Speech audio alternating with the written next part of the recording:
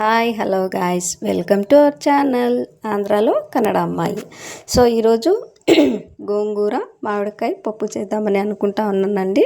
So దానికి కావాల్సినవి ఏమేమి కావాలో చూద్దాం.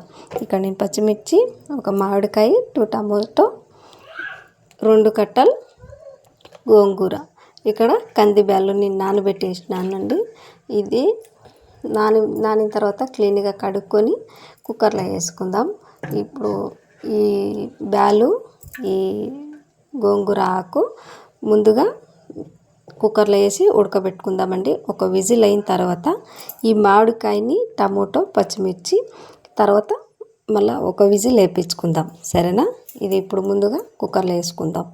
కుక్కర్లో వేసుకున్న తర్వాత ఈ మామిడికాయను చాప్ చేసుకుందాం, సరేనా?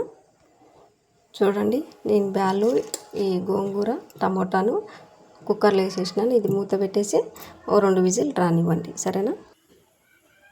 ఇప్పుడు మామిడికాయ చాప్ చేసుకుందామండి. ఓకేనండి, నేను చాప్ చేసుకున్నాను. అది ఒక విజిల్ వచ్చిన తర్వాత ఇది వేసుకుందాం. చూడండి ఫ్రెండ్స్, ఇది ఉడికిపోయింది. దీంట్లో మామిడికాయ కోసి పెట్టుకుందాం కదా, అది వేసుకొని ఒక విజిల్ రానివ్వండి. మళ్ళీ చూడండి, మామిడికాయ వేసుకున్నాను నేను. ఇప్పుడు ఇది ఇంకొక విజిల్ రానిచ్చి రుద్దుకుందాం. చూడండి, పప్పు చక్కగా ఉడికిపోయింది. ఇప్పుడు మ్యాష్ చేసుకుందాం. ఇప్పుడు మ్యాష్ చేసుకొని తిరువాత పెట్టుకుందాం, సరేనా? చూడండి, పప్పు రుద్దుకునింది అయిపోయింది. ఇప్పుడు దీంట్లో కొంచెం సాల్ట్, పసుపు, దీంట్లో కొన్ని వాటర్ వేసుకొని కలుపుకొని తిరుపతికి పెట్టేసాను, సరేనా? ఓకేనండి, ఇక్కడ తిరుపతికి కావాల్సిన ఐటమ్స్ తెల్లపాయలు, ఉల్లిపాయ, కొత్తిమీర, కరివేపాకు, ఆవాలు తీసుకున్నానండి. ఇంకా తిరుపతి పెట్టుకుందాం. ఆయిల్ వేడైన తర్వాత నేను ఆల్రెడీ ఆయిల్ వేడి పెట్టినానండి. సో ఇప్పుడు ఈ దీంట్లో వేసుకుందాం. ఓకేనండి, ఈ పప్పు తిరుపతిలో పోసేద్దాం.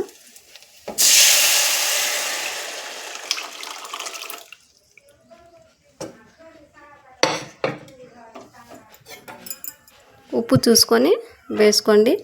మొన్ననే గోంగూర పలావ్ చేసిన, ఇదేంటండి రోజు గోంగూరతోనే చేస్తుందని అనుకుంటారేమో. లేదండి, గోంగూర పప్పు, గోంగూర పలావ్, గోంగూర చట్నీ, గోంగూర చికెన్ కూడా చేస్తారండి దీంట్లో. బాగా సూపర్గా ఉంటుంది. అది ఒకరోజు చేసి మీకు పెడతాను, చూడండి.